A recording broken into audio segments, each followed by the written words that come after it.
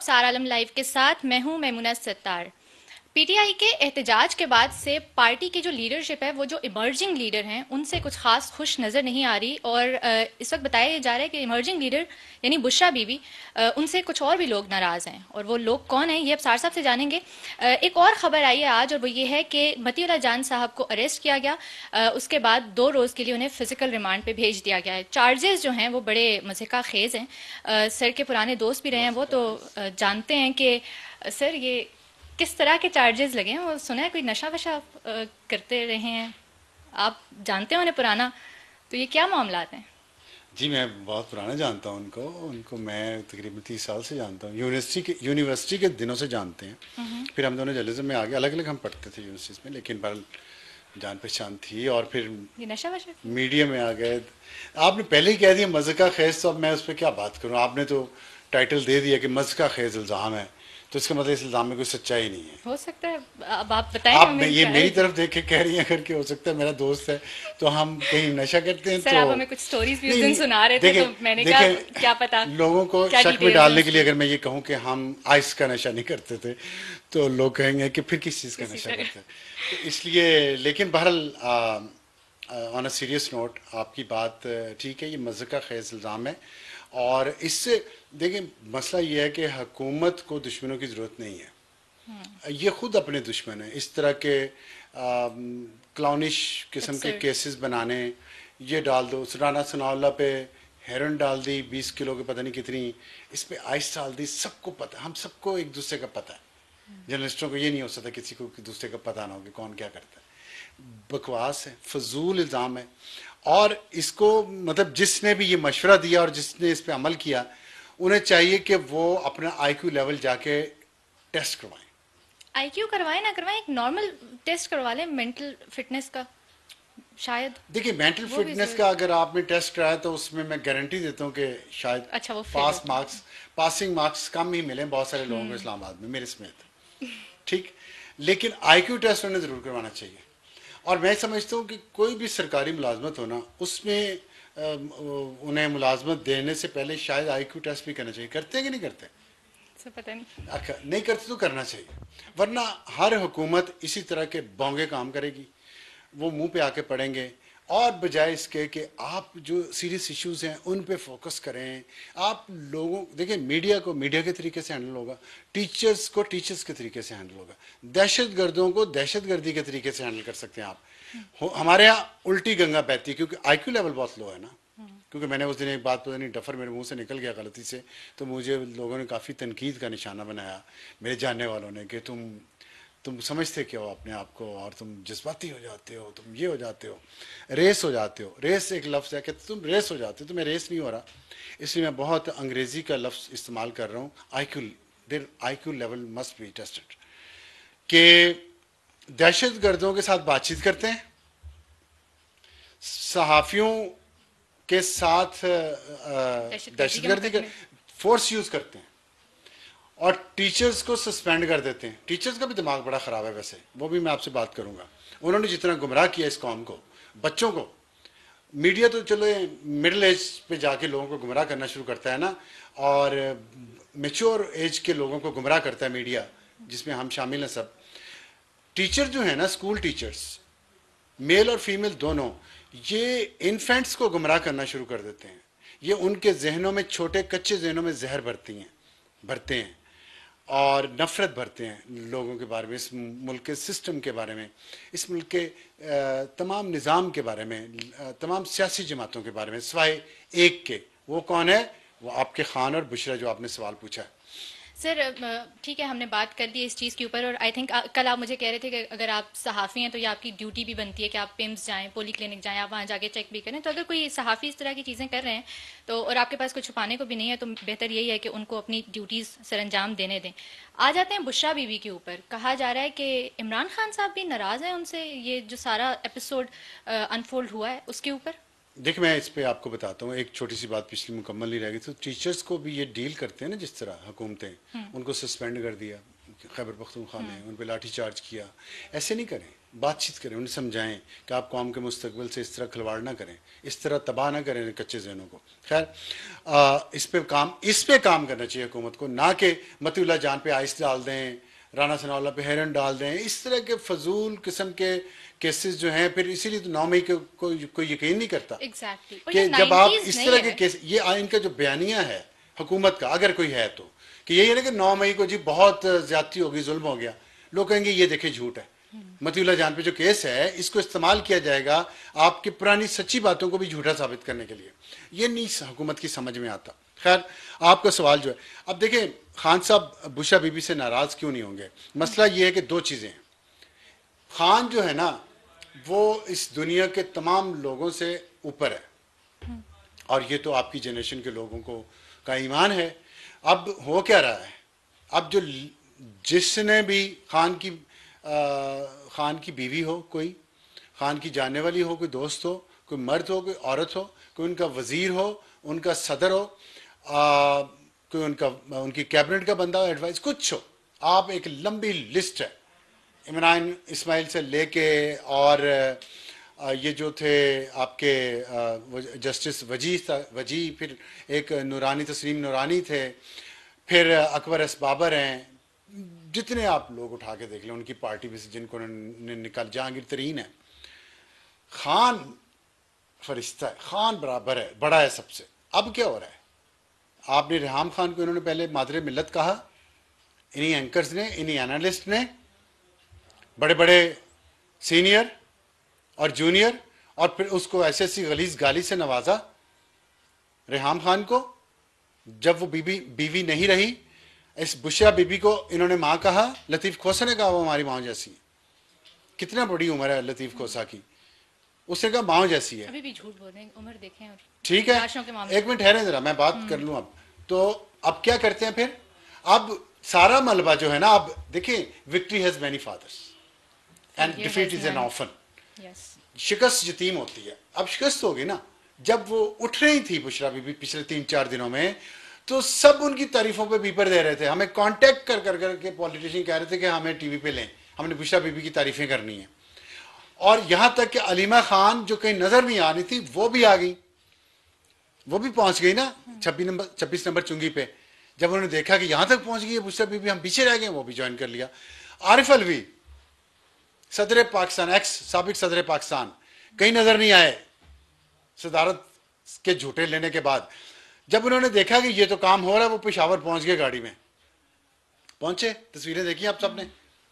उसके बाद आपने आरिफ अलवी को डी चौक में कहीं देखा, कहीं लाठी चार्ज पे फायरिंग में होते कहीं देखा आपने आरिफ अलवी को? किधर गायब हो गया?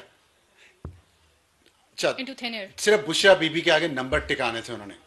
जैसे ही यहां पे एक ऑपरेशन का आगाज हुआ और वो डिस्पर्स हुआ है, क्राउड नाकाम हो गया, बुशरा बीबी और अली मीन गंडापुर यहां से भाग गए गाड़ी में, तो बुशरा बीबी के ऊपर सारा मलबा डालने की कोशिश हो रही है। और ये इस्लामाबाद के बच्चों के स्कूलों से लेके पाकिस्तान और इंटरनेशनल मीडिया तक में अब बुशरा बीबी पे मलबा डाला जा रहा है इमरान को बचाने के लिए।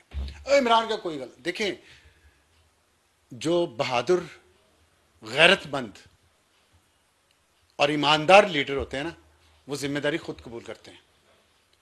वे ये बिल्ली की तरह ना करें कि जब छत गर्म हुई तो अपने बच्चों को पांव के नीचे रख लेती है। ऐसे ना, ऐसे लोग लीडर नहीं होते, मौका परस्त अपॉर्चुनिस्ट होते हैं ये लोग। अपॉर्चुनिस्ट और मुनाफिक लीडर की दो निशानियां हैं कि जब मुश्किल वक्त आए तो अपने से नीचे वालों पे मलबा डाल दे, क्रेडिट कहे खुद मैं दूसरा वर्ल्ड कप जीत के आऊं अमेरिका में दौरा करके, वो क्रेडिट मेरा हो गया। ये नाकामी होगी तो पहले मेरी बीवी पहले की नाकामी थी, तीसरी बीवी की नाकामी है, जो फलाने की नाकामी है। और दूसरी बात, अपने बच्चे बाहर हों या घरों में आरामदेह बिस्तरों में बैठे हों और गर्म कमरे में ट्वीट्स कर रहे हैं, और गरीब का बच्चा सड़क पे लाके यहां मरने के लिए छोड़ दिया जाए। ऐसे लीडरों से इस कौम को बचना चाहिए। हमारे टीचर्स को, प्राइमरी स्कूल टीचर्स को और मीडिया को, लोगों को यह बताना चाहिए कि ये रॉन्ग नंबर्स हैं, ये 2 नंबर लोग हैं जो दूसरों के बच्चों को मरवाते हैं और खुद अपने बच्चों को घरों में रखते हैं। और फिर ये जो अब बुशरा बीबी पे मलबा डालने की सारी तैयारी नहीं हो रही, डाला जा रहा है।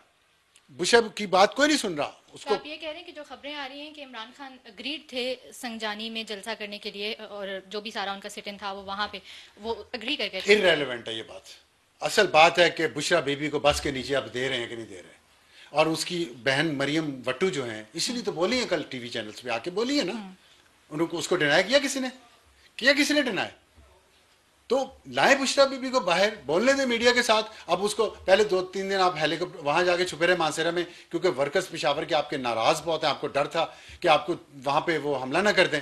अब वहाँ हेलीकॉप्टर के जरिए आप वहां गए, आप जाते ना 15 जिलों में से गुजर के बाई रोड, और वर्कर्स का सामना करते हुए जाते, तो देखते किस भाव बिकती है जो आपने नफरत लोगों के दिलों में भर दी है मुखालफिन के खिलाफ, वो अब आपके खिलाफ आएगी। आप देखें कि ये चले उस पर मैं बाद में बात करूं, तो नाराज खान साहब हैं, इसमें कोई शक नहीं है, लेकिन ज्यादती है ये, जो फैसला करते हैं खुद करते हैं, बाकी सारे पपेट हैं इस पार्टी में सिवाय खान के। तो खान को बहादुरी दिखानी चाहिए, ईमानदारी दिखानी चाहिए, और जिम्मेदारी लेनी चाहिए इस बात की, जितने लोगों की बात हुई है उनकी भी, और जो अगर नाकामी हुई है तो उसकी भी। ना भेजते बुशरा बीबी को, ना उन्हें इख्तियार देते, ना उन्हें कहते कि वो जो एमएनए को ड्यूटियां लगा रही थी, 10,000 एमएनए लेके आएगा, 5,000 एमपीए लेके आएगा, उस वक्त तो, और चंदे भी जमा कर रही थी, उस वक्त तो किसी ने कुछ नहीं कहा। अब 3.5 साल आप इख्तिदार में रहे, वो आपके पीएम हाउस में बैठ के वो पूरा इख्तिदार चलाती नहीं, उस वक्त डिसऑन करते ना। किसको नहीं पता कि डीजीआईएसए फैज को कौन लगवाना चाह रही थी? बुशरा बीबी लगवाना चाह रही थी उसको आर्मी चीफ, इसमें किसको शक है? और उसकी जगह डीजीआईएसआई किस सर्विंग को लाना चाह रही थी जो अभी भी यहाँ पे सर्विंग ही है? ये किसको नहीं पता?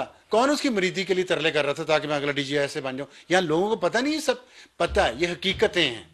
कौन था उस्मान बुज़दार को चीफ मिनिस्टर पंजाब लगवाने वाला? और उस्मान बुज़दार ने जितना माल बनाया है पंजाब में, कमिश्नर डिप्टी कमिश्नर की पोस्टिंगें ट्रांसफर करवा के, उस पर गोगी जो पैसे पकड़ती थी वो किसके बिहाफ पे पकड़ती थी? डीजीआईएसआई उस वक्त के आसिम मुनीर जो आज आर्मी चीफ हैं, army chief general Asim Munir जो आज हैं, उस वक्त डीजीआईएसआई थे। उन्होंने इमरान खान वजीर आजम को जो रिपोर्ट दी थी करप्शन की, हाथ पांव काले हुए थे करप्शन में, बुशरा के और गोगी के और उस्मान बुज़दार के, जिसके बाद उनकी ट्रांसफर कर दी गई। ये बातें क्या ख्वाबों में हुई हैं? ये हकीकत नहीं है, हकीकत नहीं है। उसको किसका हुक्म चलता था इस मुल्क के? बुशरा का। तो आज आप बुशरा को बस के नीचे, तो बुशरा और इमरान 2 and 1। अभी कुछ अर्सा पहले उन्होंने कहा कि अब हमें मौत ही अलग कर सकती है, उन्होंने बयान दिया खान ने, याद नहीं आपको अदालत में? तो खैर ये अब ये खान का पुराना तरीका है कि नाकाम हो जाओ तो हर एक को बस के नीचे फेंक दो। और उनके वर्कर्स आप देखें, शौकत यूसुफजई ने बयान दिया है बुशरा के खिलाफ, और बहुत सारे लोगों ने, अलीमीन गंडापुर रेजिस्ट कर रहा है। तो अपनी लीडरी, अपने इख्तियारात, अपनी ताकत इन लोगों को खतरे में महसूस हुई। मैंने तो पहले कह दिया था, जिसपे मुझे तनकीद का निशाना बनना पड़ा उन सूडो लिबरल से जो कहते हम सुर्खे हैं बैठे अमेरिका में, पख्तून। मैंने कहा था ना कि एक पंजाबी एलीट की खातून आपको पख्तूनों को फिर बेवकूफ़ बना रही है, तो ना बने। मैंने यही कहा था ना, इसमें क्या गलत है? मैं इसमें पख्तूनों का दोस्त हूं या दुश्मन हूं? और वो हुआ कि नहीं हुआ? कितने पंजाबी निकले? अब ताने दे रहे हैं, अब पख्तून ताने दे रहे हैं पंजाबी लीडरशिप को, पीटीआई की। तो पहले क्यों नहीं समझते भाई? 45 साल से आपको लड़ाया जा रहा है जंग में, अब टीटीपी आ गई है आपको रिक्रूट करने के लिए, और आप फिर उसकी तरफ जाएंगे या पीटीआई की तरफ जाएंगे? एक ही बात है ना। तो आप सोचें कि आपके बच्चों को ला के यहां सड़कों पर छोड़ दिया गया। बताएं मुझे पख्तून मेरे बहन भाई, बताएं मुझे अब कितने एमएनएस को गोली लगी है, कितने एमपीएस को गोली लगी है, कितनों की डेड बॉडीज एमएनएस और एमपीएस की यहां से पता चली है?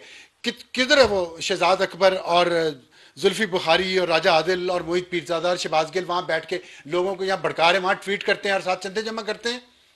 अब 1 करोड़ रुपया अनाउंस किया ना इसने, अलीमीन गंडापुर ने, कि 1 करोड़ रुपया देंगे, इसलिए लाशों की तादाद बढ़ा रहे हैं कि 300 लाशें होंगी तो 300 करोड़ रुपया आ जाएगा। लाशें तो है नहीं, तो 10-15 जितनी भी लाशें हैं उनको 1-1 करोड़ देके बाकी खाओ गप खा गए। खाना है पैसे जमा करने लोगों से।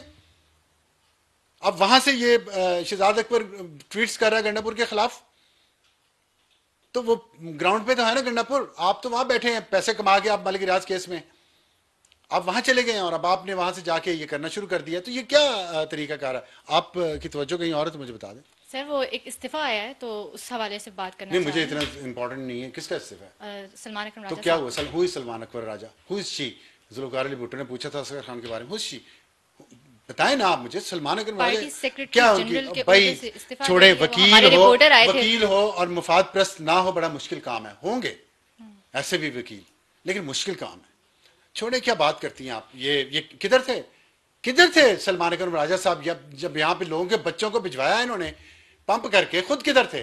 पख्तून बच्चे आ गए वहां से उठ के नंगे पांव, बगैर जुराबों के, बगैर जूतों के, भूखे ठंड में यहाँ फिरते बैठे रहे।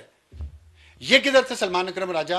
मियां असल में इकबाल किधर गायब हुआ है, हमाद अजहर किधर है। ठीक कहते हैं पख्तून बहन भाई जब कहते हैं कि पंजाब की पीटीआई की लीडरशिप किधर है, किधर है पंजाब की पीटीआई की लीडरशिप। सारी गिरफ्तार हो गई, जनूबी पंजाब की सारी गिरफ्तार हो गई, और यहां आधे फरार हैं और आधे। सलमान अकबर राजा को किसी ने गिरफ्तार भी नहीं किया। जाहिर है ये कम से कम इन्हें इस्तीफा देना देना लाहौर पड़ा। वाले इन्हें वैसे कह माफी रहे हैं। मांगनी चाहिए उन लोगों से जिनकी जिनकी मौत हुई है, चाहे वो रेंजर से हो, पुलिस से हो, या पीटीआई के वर्कर्स हो। बिल्कुल ऐसा ही है। तो ये नाराजगी है खान साहब की, और इसमें वो उनका ख्याल है कि उन्होंने उनकी हुकूमत उली हुई है, या उनकी बात मिसअंडरस्टैंड की गई है, या ये जो नाकामी होगी, अगर वो आके बैठे रहते डी चौक में, यहाँ से खाली ना करवा सकते, तो फिर खान साहब ने बिल्कुल गुस्सा नहीं करना था। तो मैं ये समझता हूँ एक leader, buck stops at your table. Imran Khan, stand up like a captain, like a brave captain and accept the responsibility of this defeat। ये कोई बात नहीं है कि शिकस्त हो गई है तो मैं उसको बस के नीचे फेंक दूं, उसको बस के नीचे फेंक दूं, गलत है। लोगों को भी सोचना चाहिए, बच्चों को भी ये सोचना चाहिए कि कैसा लीडर है कि नाकामी होगी तो उसको, तो इस मंजूरी से हुआ है। कह रहे थे सब लोग कि आप ना करें, ये ना करें, पॉलिटिशियन से बात करें।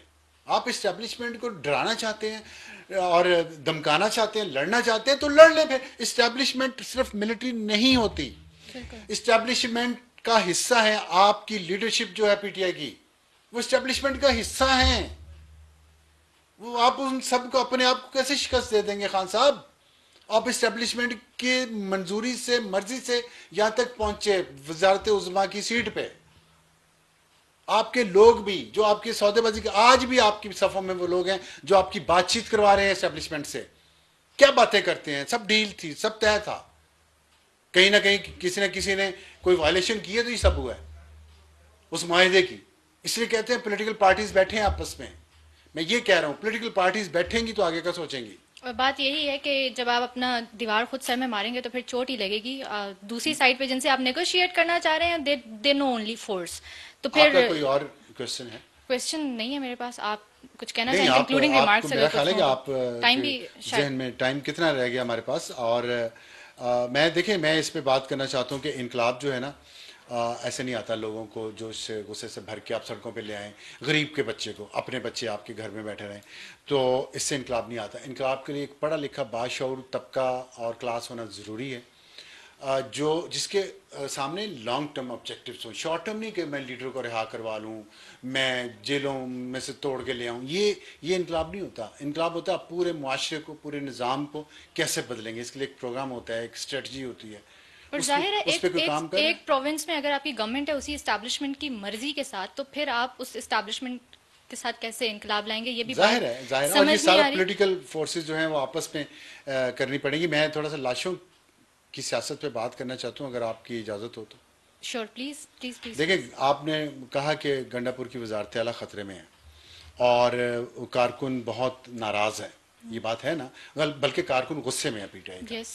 और पीटीआई का कारकुन गुस्से में। मैं लोगों को थोड़ी सी सच्ची बात बताना चाहता हूँ। जैसे जैसे हुआ, तो जब ये लोग भागने लगे हैं, ऑपरेशन बाद में शुरू हुआ है। पहले अली बिन गंडापुर और बुशरा बीबी भागे हैं। ये महविश कमास खान एक रिपोर्टर हैं और एक शराज अहमद शिराजी, ये दोनों वहाँ मौजूद थे मुसलसल। मैं दोनों का इसलिए रेफरेंस दे रहा हूँ कि ये गैर जानबदार रिपोर्टर्स हैं, बल्कि पीटीआई के लोग बाज़ औक़ात इन्हें पसंद भी बहुत करते हैं। ये वहाँ मौजूद थे, इन्होंने रिपोर्ट किया लम्हा बलम्हा। पहले वो गाड़ियों में निकले, लोगों ने गाड़ियों पर हमला किया कि आप क्यों भाग रहे हैं, पथराव भी किया जिसपे शीशे पे सुराख भी हुआ पिछली साइड पे बुशरा की गाड़ी के। वो लोग निकले, उतनी देर में नहीं निकल पा रहे थे तो वहां से दूसरी तरफ से रेंजर्स की गाड़ियों ने कुछ रास्ता क्लियर करवा के इनको निकलवाया। ठीक, ये निकले हैं तो ऑपरेशन रेंजर्स शुरू ने हुआ, निकलवाया, तो ओके। ऑपरेशन शुरू हुआ। ये रिपोर्टर्स वहां पे थे और बहुत सारे रिपोर्टर्स वहां पे थे, अदील सरफराज भी शायद वहीं पे था, मैं उनका नाम ले रहा हूँ जो क्रेडिबल है इनके लिए, पीटीआई वालों के लिए। इन सब ने सब कुछ देखा, फायरिंग हुई, हवाई फायरिंग हुई, सीधी फायरिंग हुई, आंसू गैस के शेल हुए। मुझे बताएं, जो लतीफ खोसा ने कहा है 298 लोग मारे गए, 98। अच्छा, उसने कहा है क्या नाम है, सलमान अकरम राजा ने कहा 20, 20, शेख वकास अकरम ने कहा है 100। 100। इन तीनों में से कोई था या मौजूद? पूछे ना इनसे, तीनों पंजाबी है ना, पूछे, पंजाबी लीडरशिप है ना पीटीआई की, यहाँ पे मौजूद थी। पख्तून बच्चों को जो लेके आए वहां से, बेरोजगारों को जिनको आपने पहले तालीम हासिल नहीं करने दी, 45 साल उनको जंग में उलझाए रखा, और अब उन्हें तालीम नहीं देते, सेहत नहीं देते, उनके काम नहीं करते, और उन्हें यहाँ ले आते हैं। 100 डेड बॉडी तो कुरम में भी पड़ी हुई है, अली मीन गंडापुर को, उनके लिए करोड़ रुपया तो देना याद नहीं आया, यहां पे कैसे याद आ गया? पैसा बनाया इन्होंने डेड बॉडीज के नाम पे। कहां है फुटेज उन डेड बॉडीज का, जिनका जितने की ये तादाद बना रहे हैं? तमाम रिपोर्टर्स जो पिम्स में भी गए, पॉली क्लिनिक में भी गए, मैंने उनसे बात की है। 1 दर्जन के करीब, एक लाश भी गिरी यहां पे, मुझे दुख है, इसलिए कि मैंने खुद अपने भाइयों की, पॉलिटिकल वर्कर्स की लाशें उठाई हैं। इसलिए नहीं कि मुझे इसलिए इन गंदे अंडों की तकलीफ होती है, इन वकीलों की गंदे अंडों की, और इन गंदे सियासतदानों की जो घरों में बैठे रहे और वर्कर्स को सड़क पे लाके मरवाने के लिए छोड़ दिया। किस लिए? ये इतने बेहिस और संग दिल हैं, ये लाशें गिनते हैं बैठ के। लाशें गिनना आसान नहीं होता। 2005 के जल्जले में मैं न्यूयॉर्क टाइम्स के लिए और नेशन के लिए काम कर रहा था। मैं बालाकोट और मुजफ्फराबाद जाता रहा हूं वहां पे कवरेज के लिए। इतनी डेड बॉडीज थी कि गिनते हुए दिल का दौरा पड़ता था, गिनती खत्म हो जाती थी, डेड बॉडीज नहीं खत्म होती थी। घर आके खाना नहीं खाया जाता था, रोने निकलते थे बच्चों की और लोगों की डेड बॉडीज इतनी देखी थी। ये इतने संग दिल हैं, लाहौर बैठे हैं अपने अपने घरों में, ये सारे, और बॉडीज गिन रहे हैं ऐसे जैसे कि ये तस्बीह के दाने गिन रहे हो। जिस मां ने एक भी लाश उठाई है ना, उससे पूछो जाके बेटे का दुख क्या होता है। इन लोगों के लिए मजाक है, इतना इल्जाम लगा दो, इतने 100 कह दो, इतने 1000 कह दो, इतने दर्जनों कह दो, एक भी जिसकी मां ने लाश उठाई है उसके दिल के साथ मेरा दिल, मैं समझता हूं वहां का गम क्या होता है। तो ये पॉलिटिकल लीडर जो हैं, वकील हो या सब सियासतदान हो, ये 2 नंबर हैं जो लोगों के बच्चों को सड़कों पे लाके मरवाते हैं और फिर उनका नंबर एग्जैजरेट करके ये क्योस क्रिएट करते हैं। वो बाहर बैठे हुए चंदे इकट्ठे करते हैं और वो भी ये कहते हैं, उन्होंने किसी ने हॉस्पिटल का दौरा नहीं किया। और जो 1 दर्जन या जितने भी लोग हैं मारे गए हैं बेगुनाह, उनकी डेड बॉडीज भी अभी इसलिए नहीं उनके हवाले की जा रही कि इन्होंने प्रोपेगेंडा इतना कर रहे हैं पीटीआई वाले। इन्हें बताएं कोई जनाजा इन्होंने अटेंड किया, कहीं फुटेज बना? वो सारे रिपोर्टर जो वहां पे थे उन्होंने कोई डेड बॉडीज, 200-300 डेड बॉडीज, कोई खुदा का खौफ करो यार। तुम लोग कितनी उम्र होगी तुम्हारी, झूठ बोलते हो, कुछ शर्म करो कि ये कौम के साथ आप क्या कर रहे हैं। और ये हैं वो एस्टैब्लिशमेंट के नुमाइंदे, ये बनते, ये दे पार्ट ऑफ द एस्टैब्लिशमेंट। जितने नाम मैंने लिए हैं ये बाहर नहीं है। ये एस्टैब्लिशमेंट को कैसे तनकीद कर सकते हैं? They themselves are the establishment. इस मुल्क के अवाम को, जो मैं हूं, जो आप हैं, और जो सड़कों पे मारे गए, वो रेंजर्स के बच्चे, वो पुलिस के बच्चे, उनकी उम्रें भी इतनी थी। किस जंग का भेंट चढ़ाते हैं आप?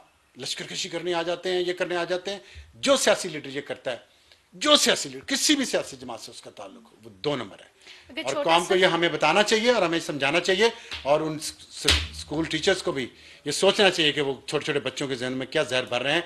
और जहर कहां भर रहे हैं? ये ख़ियाबान कायद-ए-आज़म बुलो एरिया की सड़क के उस तरफ इलीट रहती है, इस तरफ आम आवाम गरीब रहती है। और जिस वक्त ऑपरेशन हो रहा था इस सड़क पे, मैं ऑफिस से निकला हूं इत्तेफाक से घर जाने के लिए, तो जाहिर है मार्गला रोड खुली थी, सिर्फ वहीं से गया हूं। आप वहां देखती कि चमचम चमाती गाड़ियां कितनी, वहां पे लाइनें लगी हुई थी, लोग घरों से निकले थे, सड़कें खुल गई हैं। कॉफी शॉप में और रेस्टोरेंट्स में बैठने की जगह नहीं थी, F6 के और F11 के। ये इमरान खान के तलवे चाटने वाले, पूछने वाले इमरान खान को, उसके इमरान खान के केपी से आए हुए वोटर्स, सपोर्टर्स, ये सड़क के इस तरफ आप कह रहे मर रहे थे, उनकी लाशें गिर रही थी। 200 हो गए, 300 हो गए, आपके लिए नंबर है, गिनते जाओ। आप उस तरफ क्या कर रहे थे? कॉफी शॉप्स में, रेस्टोरेंट्स में, और अपनी बड़ी बड़ी गाड़ियों में।